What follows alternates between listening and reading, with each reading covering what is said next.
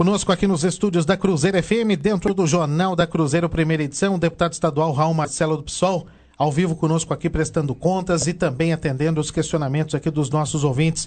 Primeiro agradecer a presença, a participação ao vivo conosco, sempre importante ouvi-lo, Raul. Bom dia a você. Bom dia, Fábio. Bom dia, Fernando. Bom dia. O Everaldo aqui que está na técnica, os funcionários da Rádio Cruzeiro do Sul.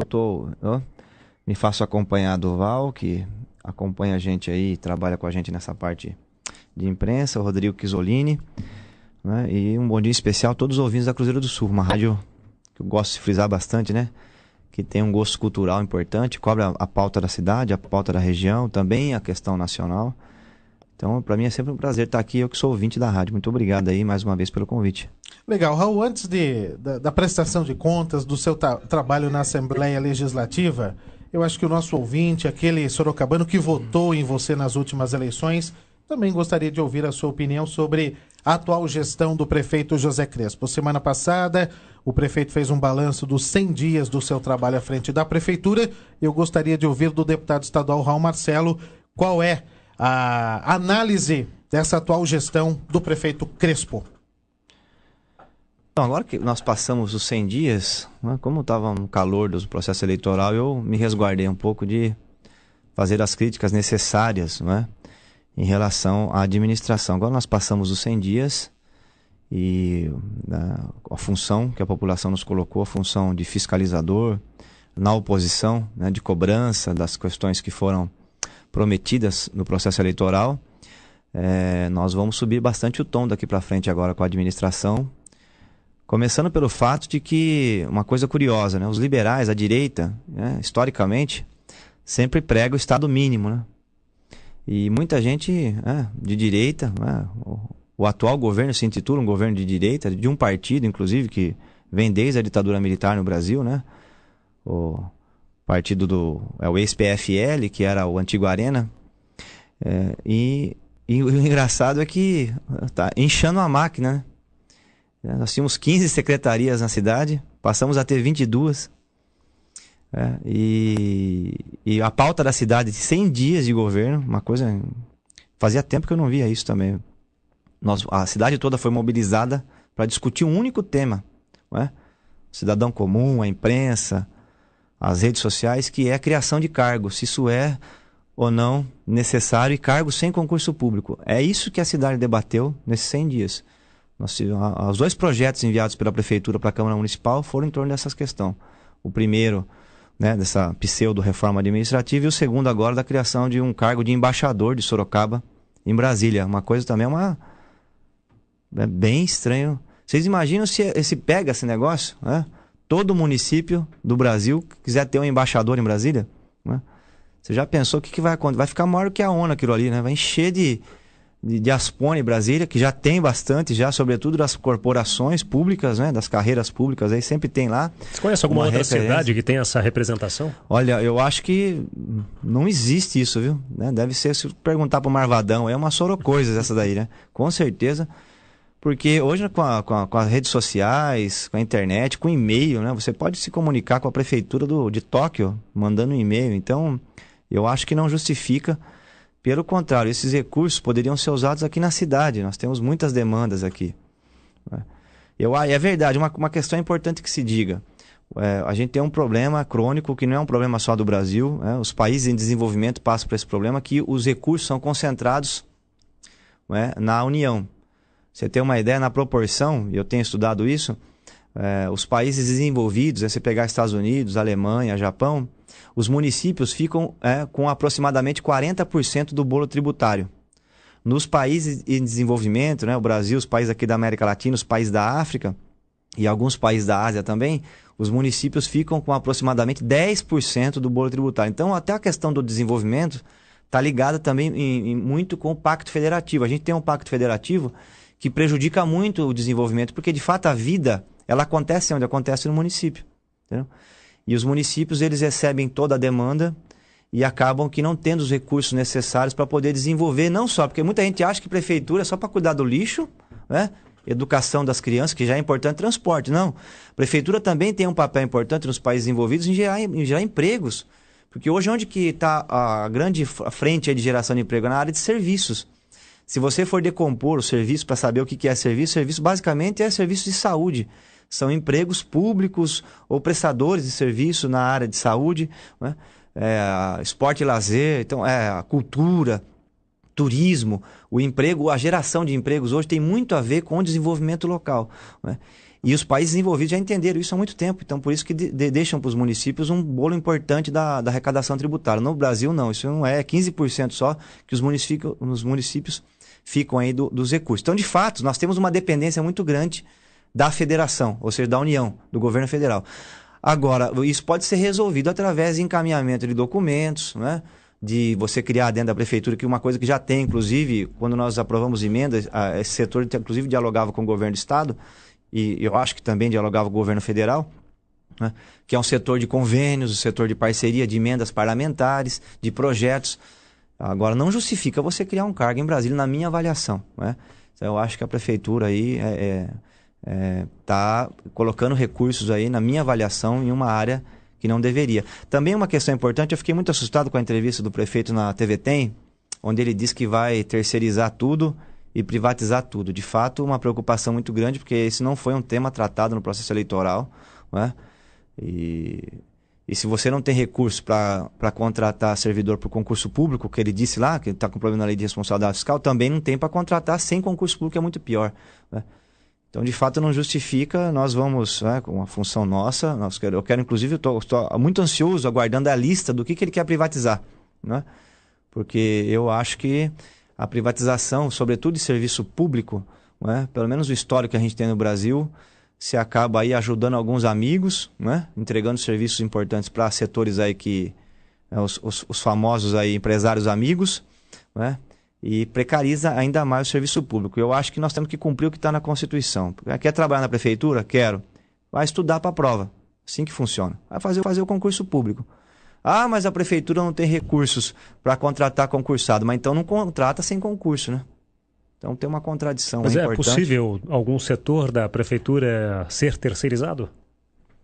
Eu acho que o setor de limpeza, as coisas que já tem, já poderia manter. Eu sou contra, por exemplo, você fazer contratação de empresas aí para prestar serviço de educação infantil, né? Como uma coisa que está sendo levantada aí, como uma possível iniciativa para enfrentar a demanda de creche, que ainda é grande. Não será daqui 20 anos, né? Eu já deixo aqui, inclusive, uma questão que foi muito discutida na campanha, a necessidade de nós termos as creches com um modelo de arquitetura que comporte já o envelhecimento da nossa população. Mas hoje a demanda é grande por creche ainda. Mas eu não acho que nós devemos fazer uma contratação por empresas, né? Porque você vai transferir esse recurso para uma empresa prestar o serviço.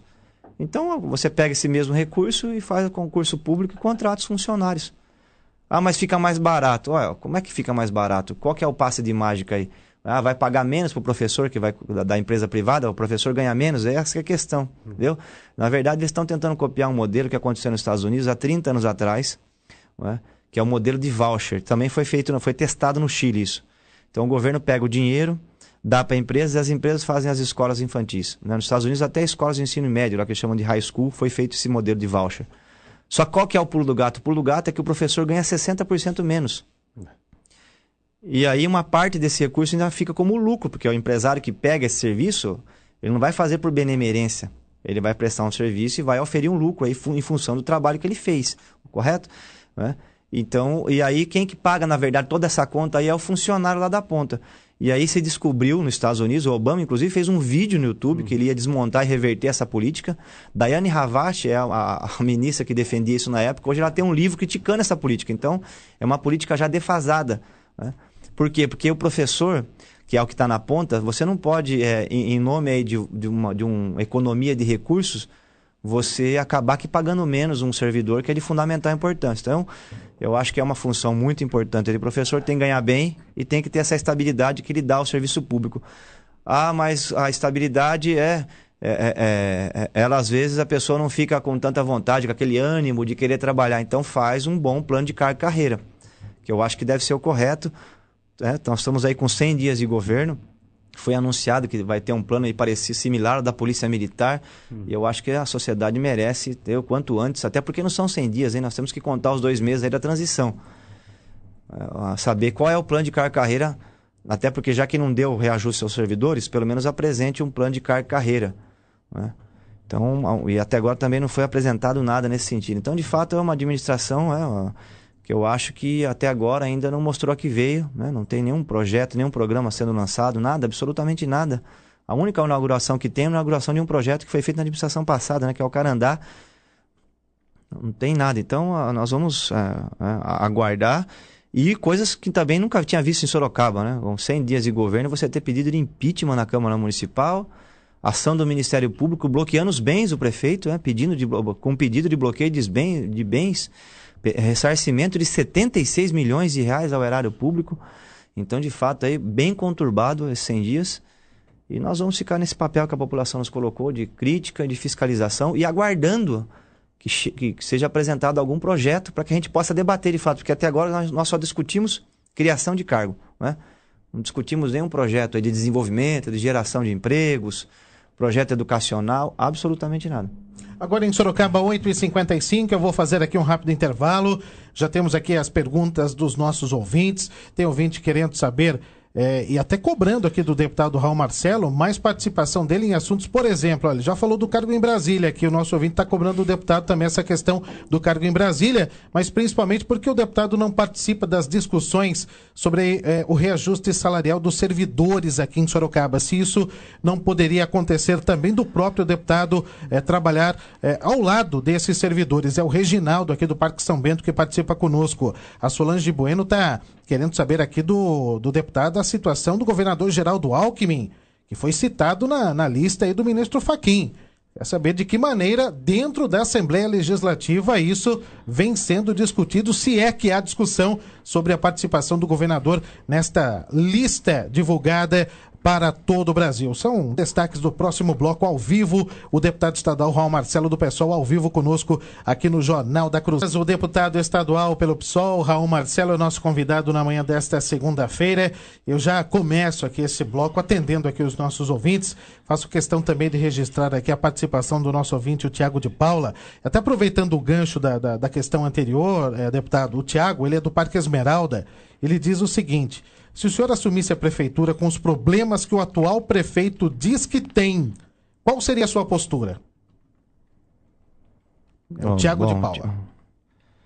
Bom, a primeira questão, Tiago, é que todos sabiam e sabem dos problemas que a prefeitura enfrenta. Ninguém foi desinformado para o processo eleitoral em relação ao que acontece em Sorocaba, né? Todos sabiam da queda da receita, que é um problema inclusive nacional por conta da crise, né? Todos sabiam que se vier recuperação econômica, eu acredito que vai vir, ela vem num processo lento, né? Então a gente vai ter, não vai ser em uma questão de um bimestral ou trimestral que nós vamos ter a volta da arrecadação, e no processo eleitoral, eu, na condição de deputado, e vários outros concorrentes, vereadores, todos eram, um era secretário da administração, outros eram vereadores, todos acompanham a vida pública na cidade. Não teve ninguém que chegou em Sorocaba na véspera da eleição e que foi candidato. Então todos os candidatos sabiam dessa situação, né? E a minha crítica, e é uma crítica duríssima, porque nisso o prefeito Panuzio, eu concordo com ele, ele disse que o atual prefeito é um parlapatão, né? Eu achei meio pesado no primeiro momento quando eu escutei ao vivo na rádio, mas eu dou razão, porque todos sabiam a situação financeira, então não daria para fazer promessas enganosas, né? Chegou-se a prometer um hospital municipal que custa 200 milhões de reais. Numa situação de crise, de queda da arrecadação, como é que é possível um negócio desse? Teve um debate que ele disse que em 15 dias ia resolver o problema da saúde pública, que ia fazer todos os projetos, né, que estavam colocados aí, passe livre, hospital, né, a nova policlínica, ia dar reajuste, inclusive mais ainda para os servidores. Então foi um festival aí de promessas de campanha, e que não levaram em consideração o cenário real de queda nas receitas. Então, de fato, o que nós íamos implantar um programa que é o programa que nós anunciamos na campanha naquele momento, que é os 5 eixos de parceria com as universidades, de não ampliação dos gastos da máquina, né? Sobretudo com cargos de comissão. Nós anunciamos, inclusive, no começo da campanha, no primeiro turno, os senhores vão lembrar, né? E os ouvintes mais atentos também que acompanharam bem o processo, nós dissemos lá que por conta da crise, né, nós íamos nós montamos um programa que dava para ser executado com 50 cargos comissionados, né? Inclusive usamos isso aí como mote até de campanha, que dava para fazer, porque esses cargos todos que foram criados, eles vão ter um impacto em 4 anos de 70 milhões de reais. Eu não estou computando aqui o embaixador em Brasília ainda, né? Então, de 70 milhões em 4 anos. Isso aí você custeia quase que o carro-chefe da campanha nossa lá, que foi o programa de atenção às gestantes. Dá para fazer quase todo ele em 4 anos. Então, nós fizemos um programa bem singelo, pagamos um preço eleitoral altíssimo por conta disso, né? Mas não estou aqui chorando, não. Nós sofremos uma derrota eleitoral, isso faz parte do processo. Agora, dá para fazer muita coisa na cidade. Nós temos ainda um orçamento robusto, né? A prefeitura não estourou aí a margem da lei de responsabilidade fiscal. Pelo menos, se tivesse estourado, o atual secretário de Finanças deveria ter dito isso na Câmara Municipal em audiência pública recente, quando ele foi prestar contas das contas da prefeitura. E não disse. Então, nós não estouramos, porque eu acompanhei bem até o final do ano, né? Esses 100 dias ainda não recebi os relatórios. Mas nós acho que não estouramos, não aconteceu nada superveniente aí, diferente, nesses 100 dias aí que tenha estourado aí a margem de lei de responsabilidade fiscal. Então dá para contratar os servidores, dá para pagar os servidores, fazer o reajuste, na minha avaliação. Acho que a prefeitura e aí governar, fazer escolhas, né? A política, no fundo, é isso, né? Você tomar decisões, e decisões foram tomadas, e a decisão central que foi tomada foi de criação de secretarias, 7 novas secretarias e 150 cargos aí de comissão, né? Então, esse é o ponto central. Foi por conta disso que, inclusive, na minha avaliação, que se faltou recurso para fazer o reajuste aos servidores, né? Foi por conta disso. Ah, mas não dá para dar o reajuste, pode fazer parcelado, né? Ou, no mínimo, abre uma mesa de negociação com os servidores, tratar com respeito, né? Eu vi o prefeito esses dias dizendo que tem ladrões lá na Santa Casa, chamando o servidor do Banco do Brasil de vagabundo, entendeu? Esse não é um termo que não é normal em Sorocaba prefeito usar desses termos, entendeu? De forma assim, se você acha que tem corrupção em alguma instituição, ou que tem algum desvio, você oficia isso, né? Você não pode acusar ninguém dessa forma. Por isso que eu acho que tem que tomar cuidado com essas coisas. Em relação aos servidores, eu quero dizer para o Reginaldo, eu recebi os servidores no escritório, conversei com os servidores, né? Em relação aos servidores, eu acho que o que tem que ter sempre é muito respeito, né? Porque, Fábio, veja a situação. Então, foram criados os cargos de direção política aí, os cargos comissionados da prefeitura. Agora, esses cargos de direção política vão tentar implantar uma visão política, políticas públicas. E quem que vai implantar essas políticas públicas? Serão servidores. Então, você precisa ter um diálogo com os servidores, você precisa conversar, você precisa ter os servidores do seu lado para poder implantar as políticas públicas. Vai ser na base da chicotada, não tem mais isso. Nós vivemos um Estado democrático de direito. Então, eu acho que o mínimo que deveria ter aí era abrir uma mesa de negociação permanente, conversando com os servidores.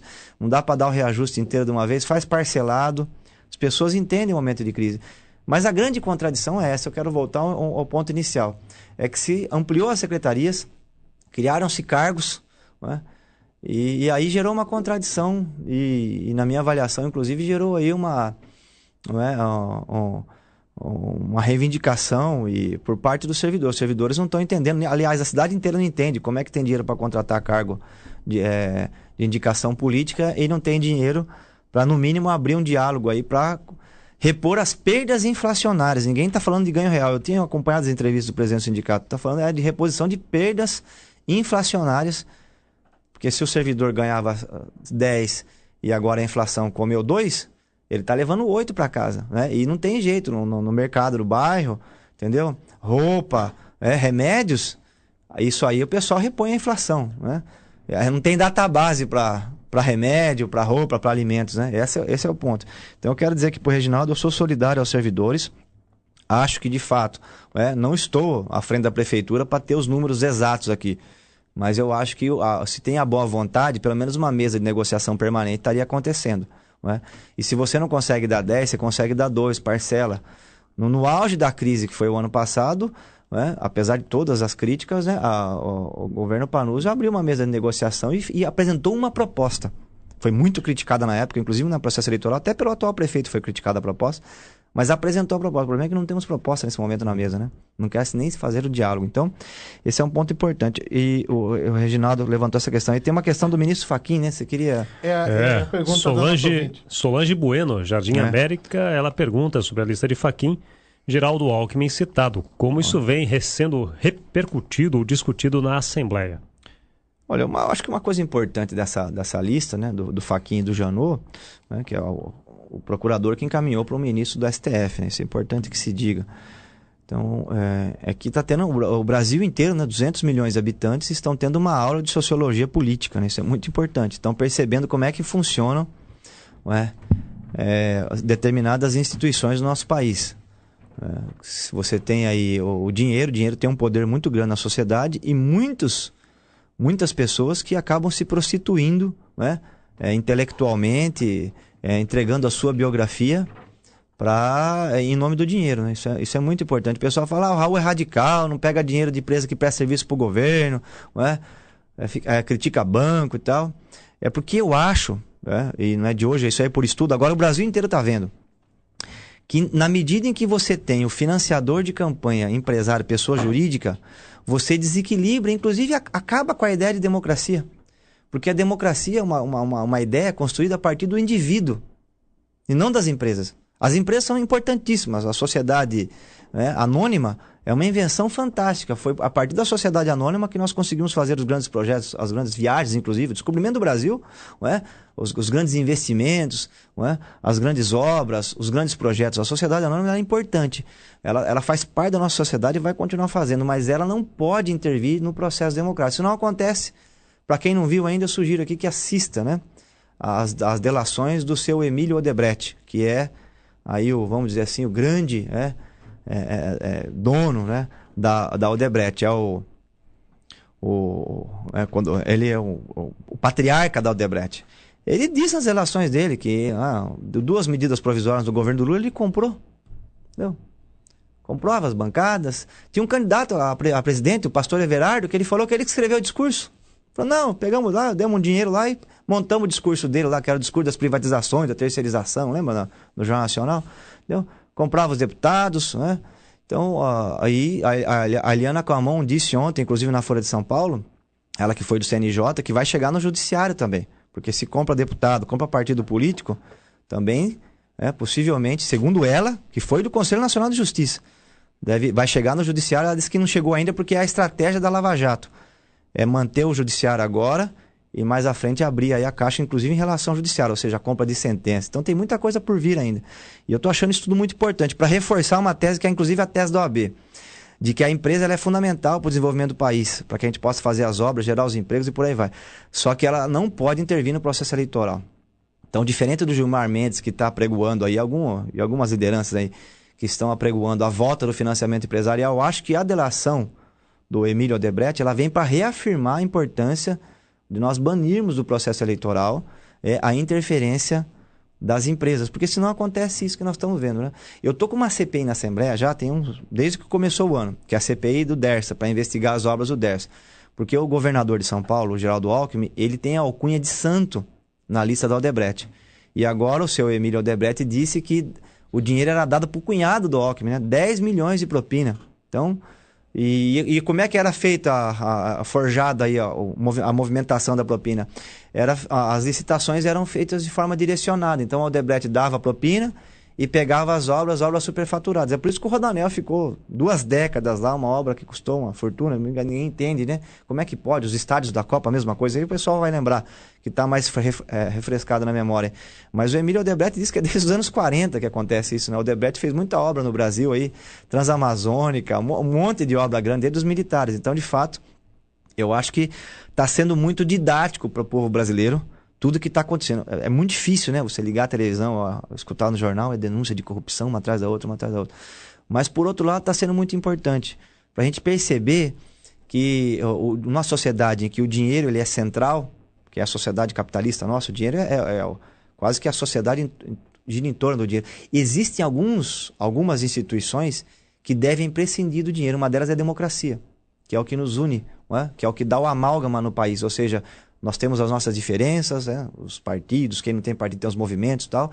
Nós temos as nossas, nós discutimos elas, mas isso tem que acontecer num pé de igualdade entre os indivíduos e não com empresas desequilibrando o jogo, que é o que acontece, infelizmente. Agora o Emílio Odebrecht está dizendo aí, desde que redemocratizamos o país, que vem acontecendo de as empresas chegarem ao ponto de montar discurso de candidato, né? Uma coisa surreal essa. Então, projetos, né? Recentemente, a quebra da lei que dava o direito da própria... Só a Petrobras, ela era a primeira a falar quando se descobriu o petróleo. Agora foi quebrado isso aí numa lei do Serra. E o Serra também está envolvido aí, que recebeu, segundo o pessoal da Odebrecht, mandaram 23 milhões para ele numa conta na Suíça. Aí a pergunta que fica é a seguinte: será que tem mais lei aí, além das medidas provisórias, entendeu? Mais lei aí que foi aprovada na base da propina? Então você começa a ficar até preocupado com as legislações que foram aprovadas aí, né? Essa reforma da Previdência mesmo. O secretário, né, que antes era ministro, agora não tem mais, que mudaram o Ministério da Previdência, virou secretaria. O Marcelo Caetano, ele é conselheiro de um fundo de pensão privado, do Brasil Prev. Olha que situação. O cara, ele trabalha no setor privado de Previdência e está fazendo e encampando uma proposta de reforma da Previdência Pública. Entendeu?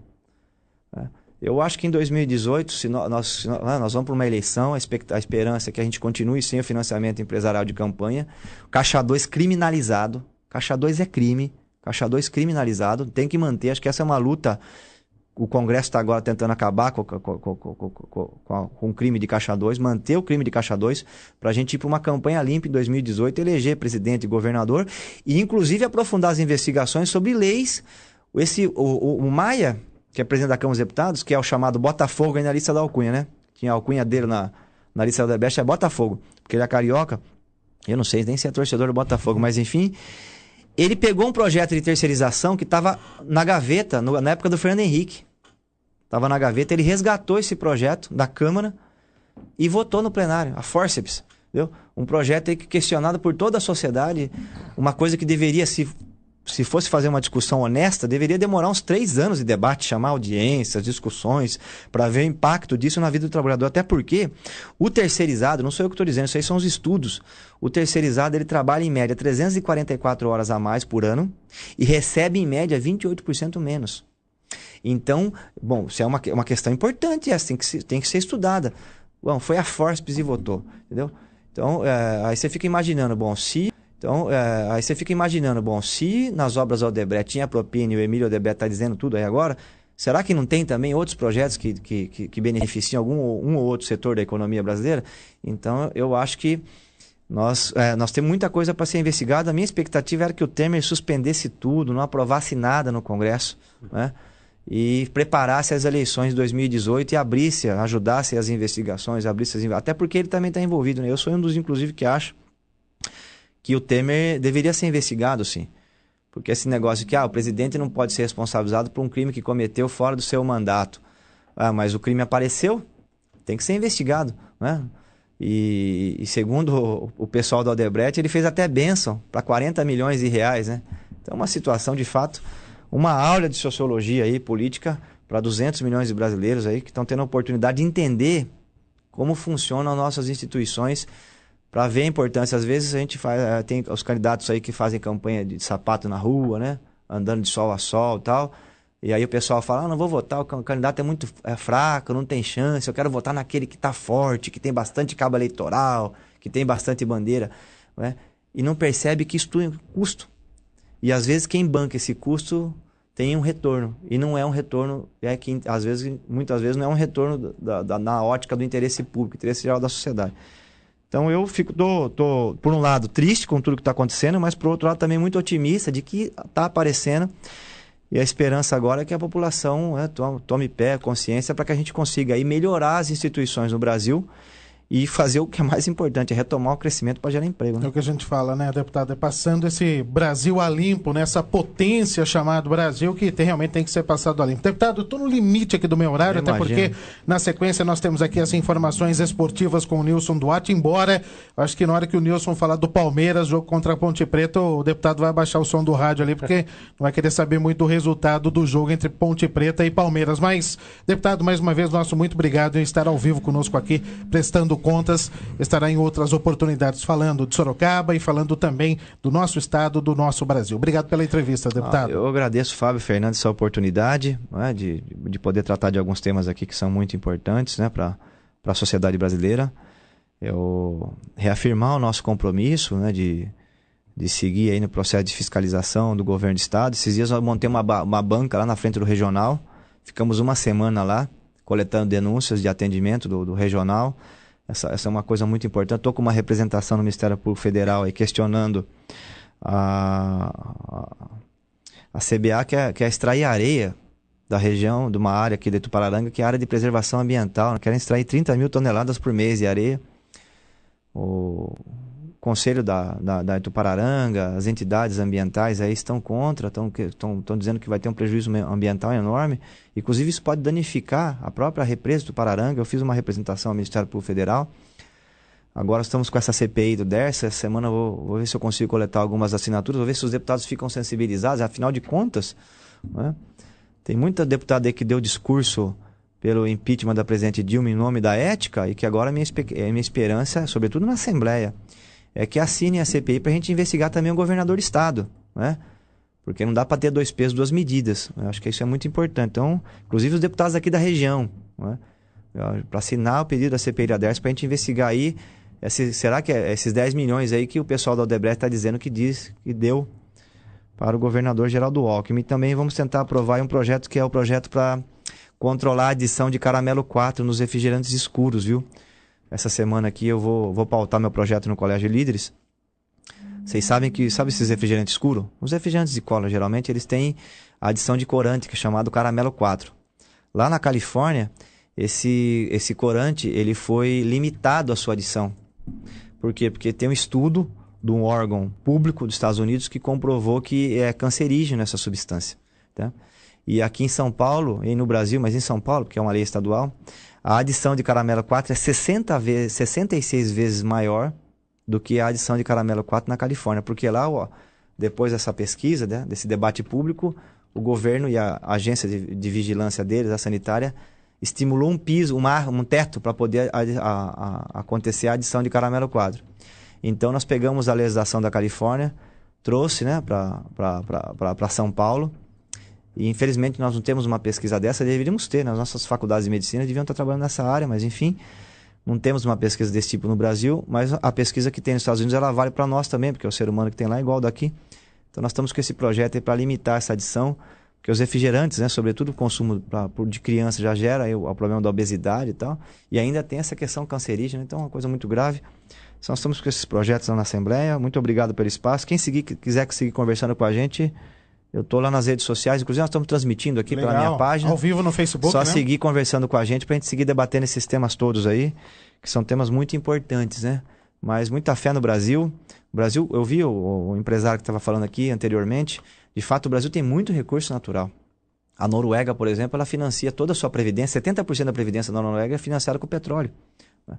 Então nós temos condição de ter uma previdência, inclusive melhor do que a que nós temos hoje, que pague melhor para o trabalhador rural, que pague mais para o aposentado, que pague mais para quem é deficiente, né? São 4 milhões de pessoas com deficiência no Brasil que tem a única renda, o salário mínimo lá da Previdência. Então, o debate da Previdência é para melhorar. E nós temos recursos naturais no Brasil. A população do Brasil é pequena diante do território que nós temos, né? 200 milhões de habitantes. Então, nós temos tudo para poder avançar. Mas eu acho que nós temos condições de fazer isso, sim. E esperança, eu já venho batendo nessa tecla, vocês sabem disso. Nós devíamos ter feito a eleição geral lá atrás, não fizemos, cometemos um erro imenso enquanto sociedade. Estamos pagando um preço agora. Mas vamos com fé para a eleição de 2018, né? Ou até se o Temer cai, agora ainda dá tempo, hein? Mas se não acontecer, ir com fé para a eleição de 2018 para a gente poder restituir o Estado Democrático de Direito no Brasil, para poder voltar aí a ter confiança, os setores empresariais, né? O governo poder voltar a investir em infraestrutura, para a gente poder voltar a gerar emprego, né? Que é o que toda a população espera, sobretudo Sorocaba, que é uma cidade industrializada, e muitos, gente, vocês não imaginam, gente, com tempo sem receber currículo no escritório. Está fazendo pilha de currículo no escritório, de pessoas pedindo emprego. E não é gente sem formação, não. É gente sem formação e gente com formação que está aí, né, na informalidade sobrevivendo. Então, de fato, a crise está feia. E a esperança é que a gente consiga aí avançar nesse sentido, tá joia? Bom dia a todos aí, fiquem com Deus. Quem tiver alguma crítica aí, alguma sugestão, alguma denúncia para fazer, depois é só entrar em contato comigo. Muito obrigado. Legal, obrigado mais uma vez ao deputado estadual pelo PSOL, Raul Marcelo, ao vivo conosco aqui no Jornal da Cruzeiro.